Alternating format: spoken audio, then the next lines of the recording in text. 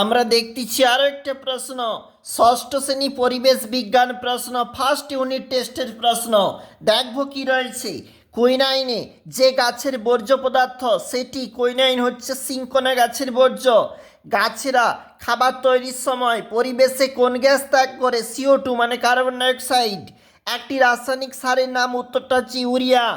তারপরে বলেছে শুয়োপোকা থেকে প্রজাপতি হওয়া একটি মন্থর গতি। চলে যাব, আমরা চলে যাচ্ছি 2 নম্বর পেজ। দেখো এখানে কি বলতিছে, কোনটি পর্যাবৃত্ত ঘটনা নয়? ভূমিকম্প।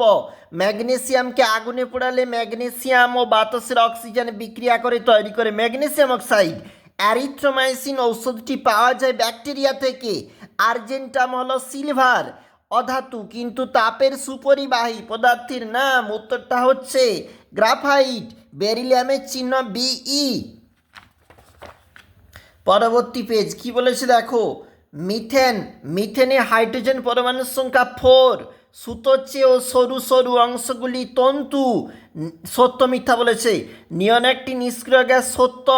ইউরিয়া একটি রাসায়নিক কীটনাশক, মিথ্যা। ফসফিনের সংকেত PH4, মিথ্যা।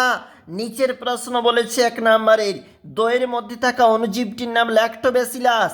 মিথেনের সংকেত CH4। দুধ থেকে ছানা হচ্ছে রাসায়নিক পরিবর্তন। 2 নম্বরের প্রশ্ন হানিডু কি?